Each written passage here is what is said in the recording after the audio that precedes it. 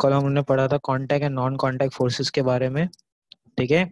उसका एक और एग्जांपल ऐसा यहाँ पे दिया हुआ है कि देखो, filled a big plastic tray with a water and leave two bottles floating with magnets at the top।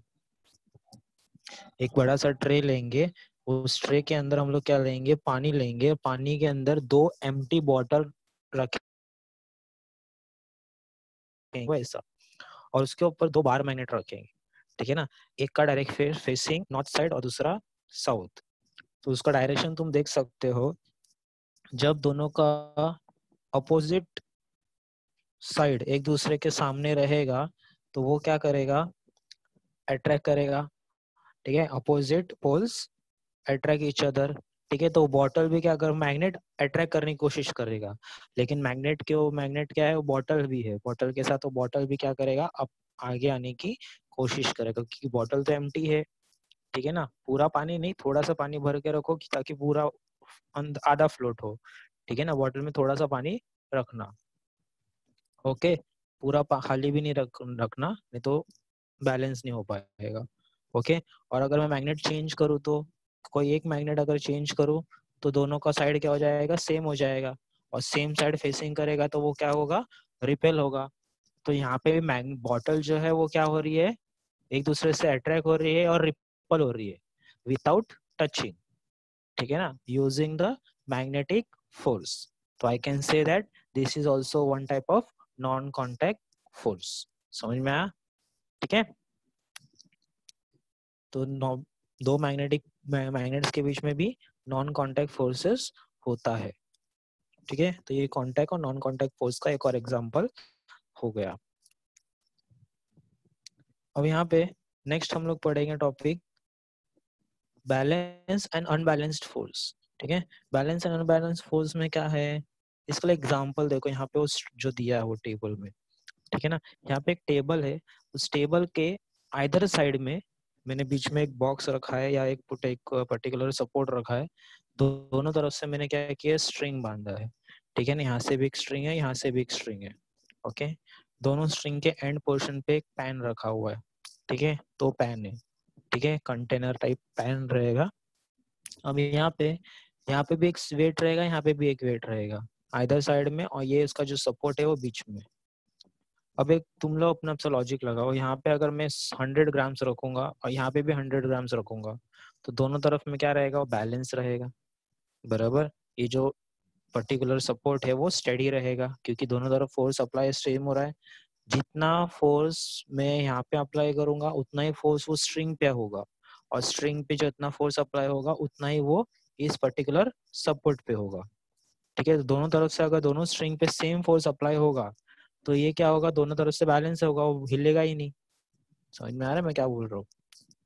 लेकिन अगर समझो कि मैंने यहाँ पे 100 ग्राम्स डाल दिया और यहाँ पे मैंने 150 ग्राम्स डाला, तो वहां का फोर्स क्या रहेगा, वहां पे वेट ज्यादा है, और वहां वेट ज्यादा है तो वहां के जो स्ट्रिंग पे ज्यादा फोर्स अप्लाई होगा, ठीक है।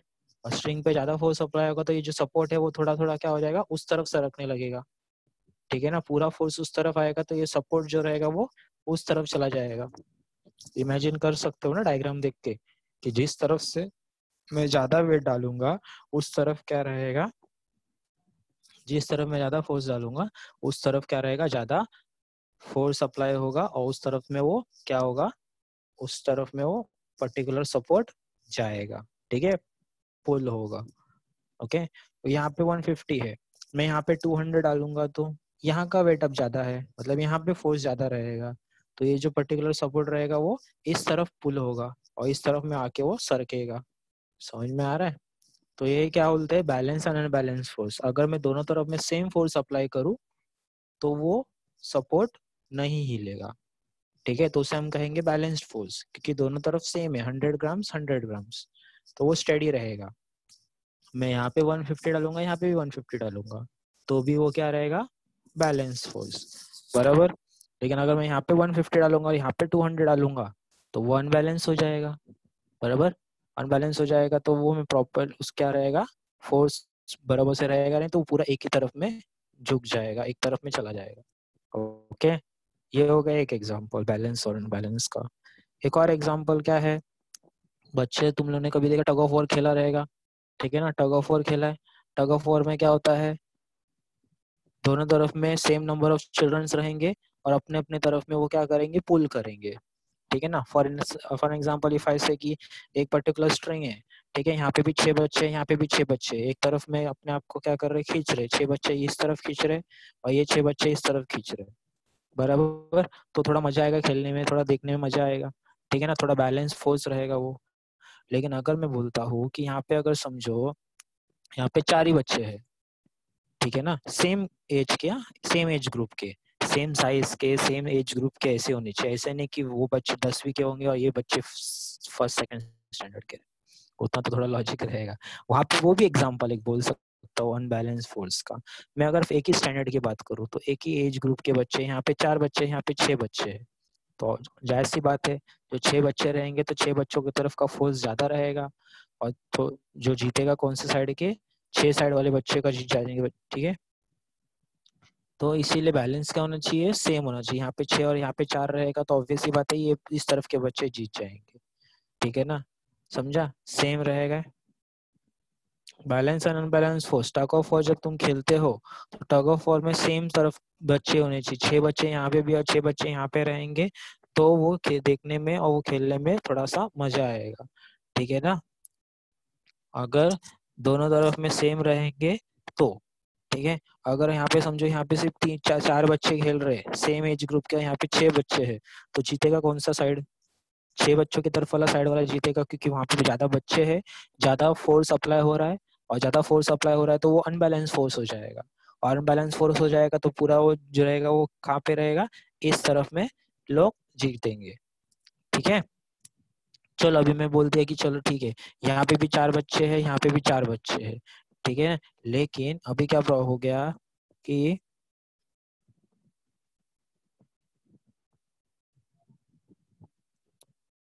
किससे किससे आवाज नहीं आ रहा है,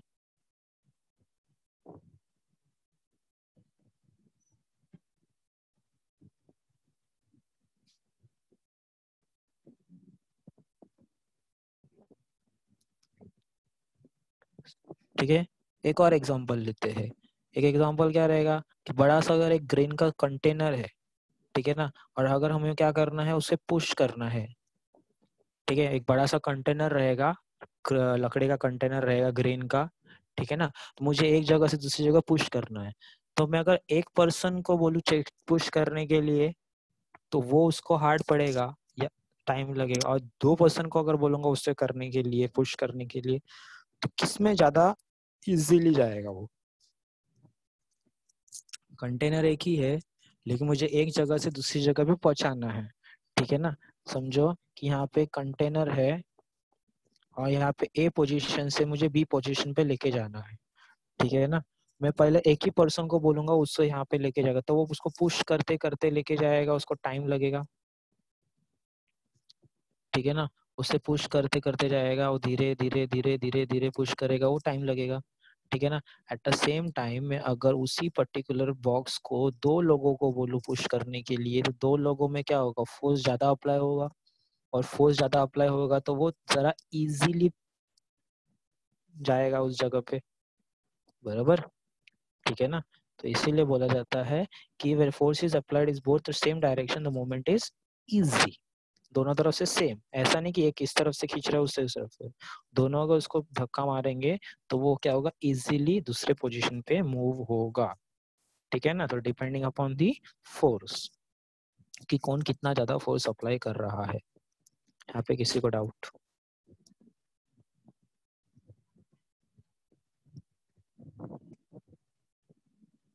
बैलेंस एंड अनबैलेंस फोर्स समझ में आ गया,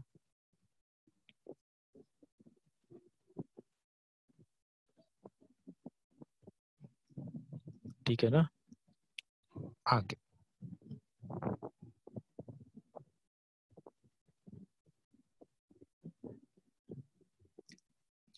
3 पॉइंट्स याद रखो।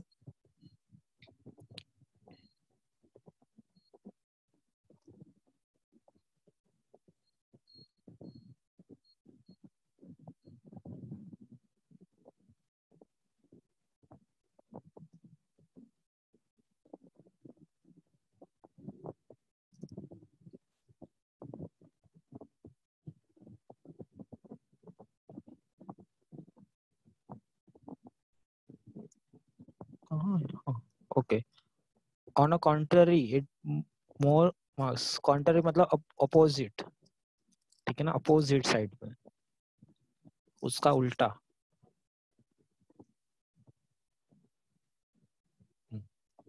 और कुछ डाउट?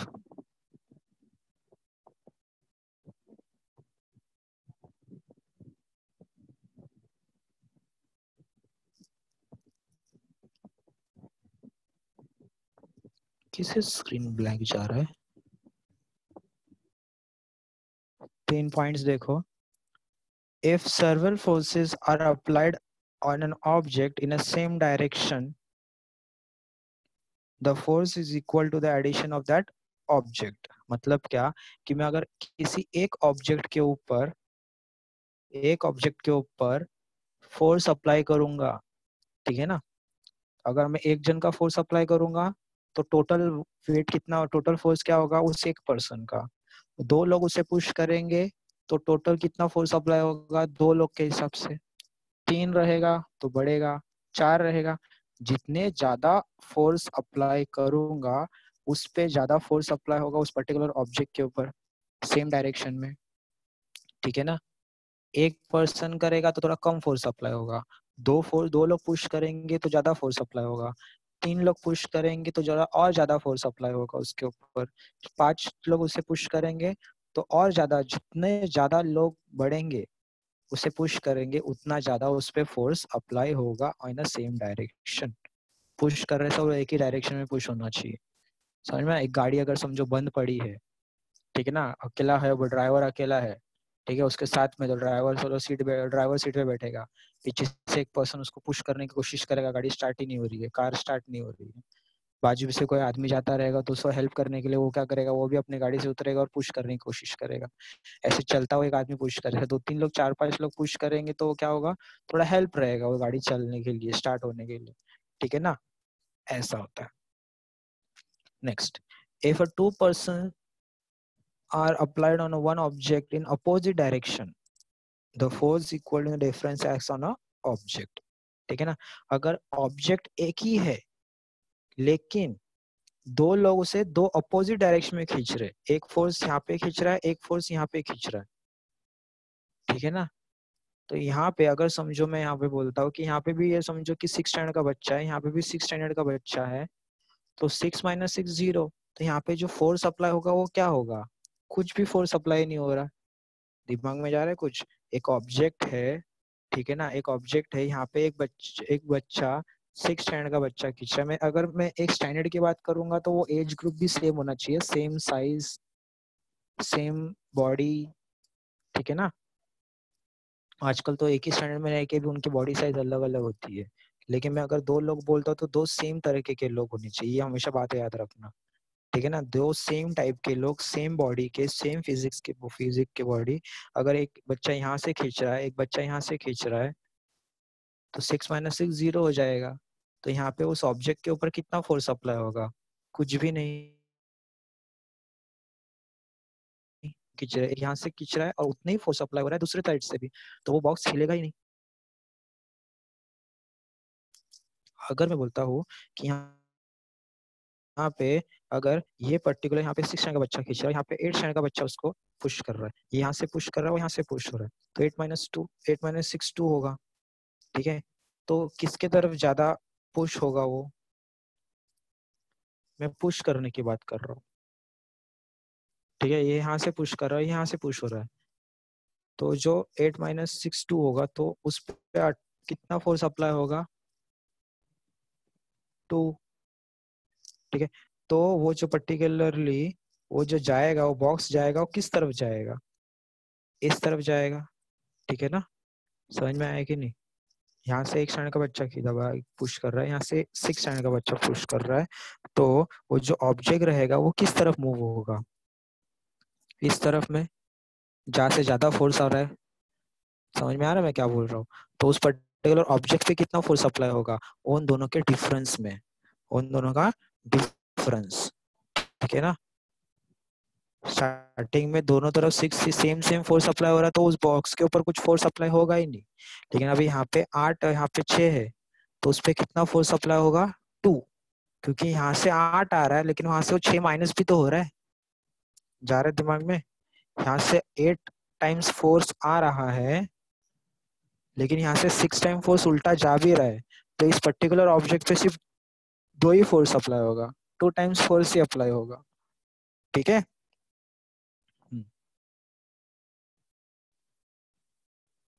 समझा ना?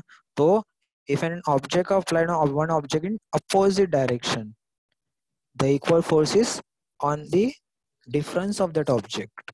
उस ऑब्जेक्ट के ऊपर कितना फोर्स अप्लाई होगा एट द डिफरेंस। ठीक है। और थर्ड पॉइंट में क्या है?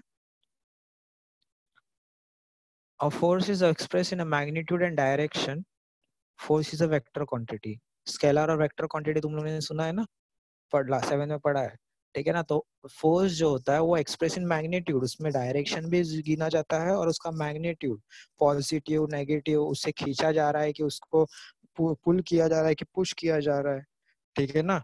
माइनस में जाएगा या प्लस में जाएगा, वो भी कंसिडर किया जाएगा। ठीक है।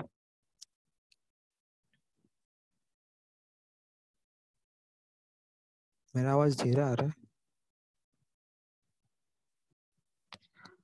ठीक है।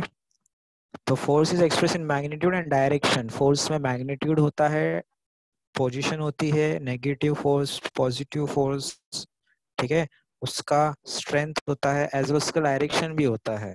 ठीक है, राइट लेफ्ट अप डाउन, इसीलिए वो क्या होता है, वेक्टर क्वांटिटी। ठीक है। आगे, when a force is applied on a stationary object it moves, its speed and direction changes. जैसे तुम्हें पता है कि हमने किसी एक स्टेशनरी ऑब्जेक्ट, मतलब एक रुके हुए ऑब्जेक्ट पे फोर्स अप्लाई किया, ठीक है, तो उसके स्पीड और उसके डायरेक्शन दोनों में चेंज होगा। बराबर। सिमिलरली जब वो ऑब्जेक्ट स्टेशनरी रहेगा तो स्पीड उसका 0 रहेगा, और जब मैं उस पर फोर्स अप्लाई करूंगा तो उसका स्पीड बढ़ेगा, 0 से बढ़ेगा 1 2 3 होने जाएगा। ठीक है। और similarly a force is required to stop an object in motion. चलते हुए ऑब्जेक्ट को अगर मुझे रोकना है तो उसके लिए मुझे क्या करना पड़ेगा, फोर्स अप्लाई करना पड़ेगा। ठीक है।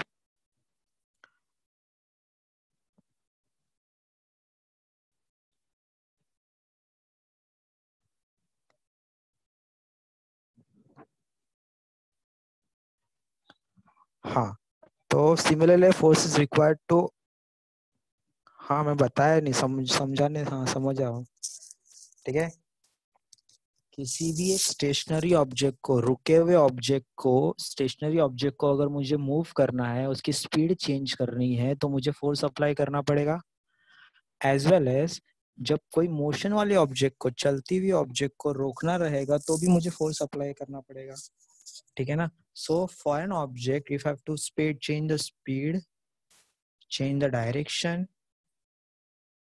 सो I have to apply the force.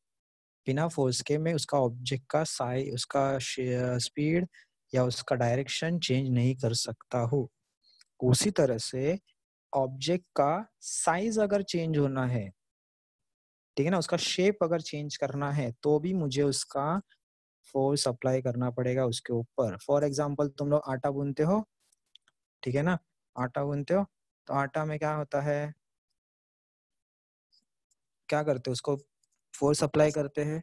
तो फोर्स अप्लाई करेंगे तो क्या होगा, उसके शेप चेंज होते रहता है। ठीक है ना?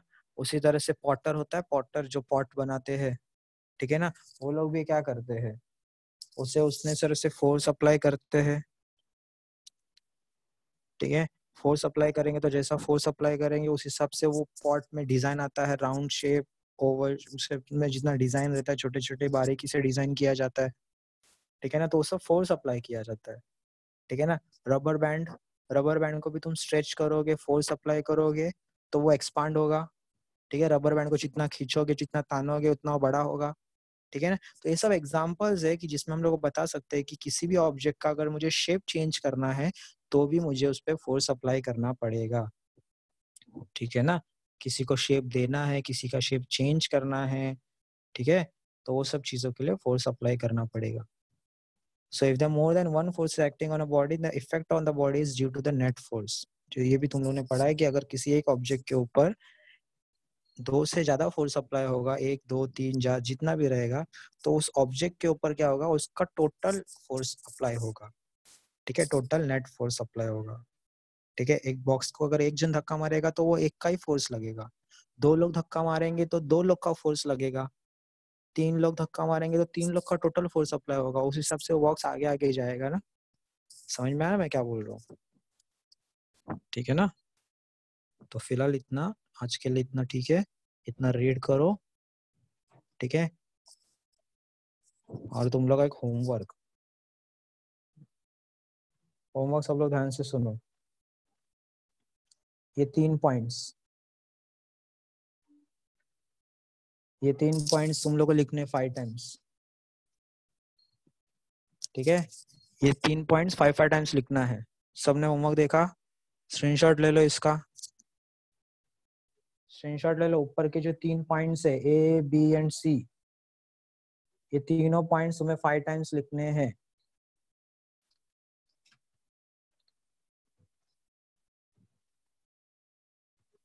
ठीक है, 5 टाइम्स लिखना है होमवर्क में। स्क्रीनशॉट ले लो इसका। हाँ, होमवर्क मुझे चाहिए, कल संडे है, आराम से करो होमवर्क और भेजो। ठीक है, आज के लिए इतना काफी है। सब लोगों ने स्क्रीनशॉट ले लिया?